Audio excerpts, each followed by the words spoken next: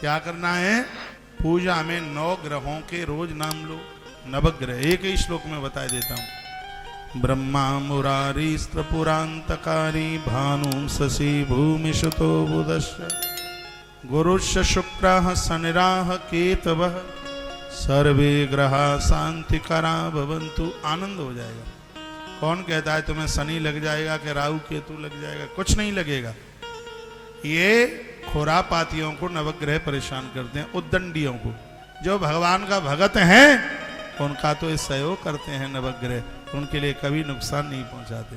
9 ग्रह, इन ग्रहों की जब शुरुआत की जाती है तो इनको रविवार से आरंभ किया जाता है। और आप अंग्रेजों के कैलेंडर में देखोगे तो वो सोमवार से शुरुआत होती है। हमारे हिंदू पंचांग में रविवार से ओम माँ कृष्णेन रजसा वर्तमानो निवेशन मृतम मृत्युंजयेन सवितार्थेना देवो याति भुवना निपश्यन्न। सबसे पहले सूर्य भगवान को ग्रहों में पूजा गया, उसके बाद चंद्रमा जी को, उसके बाद मंगल देवता को। मंगल प्रसन्न हो जाए तो आपके पास मकान दुकानों की कमी नहीं रहेगी। उसके बाद बुध देवता को। बुध पक्ष में आ जाए तो माता पिता का आशीर्वाद मिलेगा, माता पिता की सेवा आप करोगे। और जिनका बुध पक्ष में आ गया है बाजार में उनका पैसा नहीं मारा जाता। और बुध को बढ़िया करने के लिए गैया को हरी घास खिलाई जाती है, गणेश जी को दूर्वा चढ़ाई जाती है, लड्डू और गुड़ का भोग लगाया जाता है। करके देखो, आनंद हो जाएगा। गुरुवार और उसके बाद शुक्रवार, फिर उसके बाद शनिवार, ये सप्ताह के 7 राहु और केतु +2 ये 9 होते हैं। ये रोज पूजा में इनका आह्वान कीजिए, इनको वंदन कीजिए, प्रणाम कीजिए, आनंद हो जाएगा। मैं कोई बहुत बड़ा पूजा का आपको कोई बहुत विस्तार नहीं कह रहा हूँ, जितना आप कर सकें, और संक्षेप में वो थोड़े से ही थोड़ा कम से कम बता रहा हूँ। जब आप पूजा में बैठते हैं तो सबसे पहले क्या करते हैं? पूजा में बैठते हैं तो भगवान उस समय सोए हुए होते हैं। कोई कहता है गोपाल जी को सुलाओ और कोई कहता है मत सुलाओ, लेकिन हम कहते हैं जरूर सुलाओ उन्हें, क्योंकि भगवान की बाल पूजा होती है। गोपाल जी को सुलाइए, सुबह घंटी बजा करके फिर उनको जगाइए। पूजा में स्नान, बर्तन साफ किए जाते हैं, सूती कपड़े से गीले बर्तनों को पोंछा जाता है। गीली बाल्टी में भगवान को नहलाने के लिए पानी नहीं भरा जाता, गीले बर्तन में भगवान को नहलाया नहीं जाता, सूती कॉटन वस्त्र से उसे सूखा किया जाता है। पूरी पूजा पद्धति स्कंद पुराण और पद्म पुराण में बहुत विस्तार से की गई है।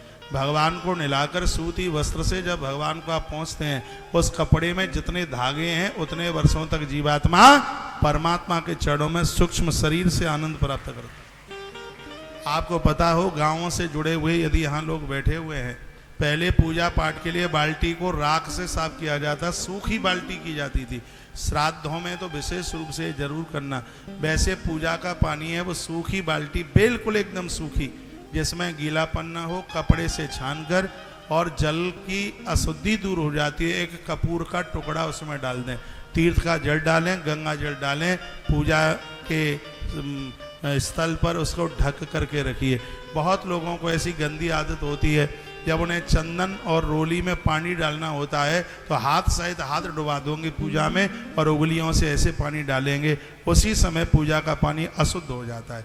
इतना अशुद्ध हो जाता है कि स्वान सूंघ कर उसको चला गया। तो यह गलती मत कीजिए।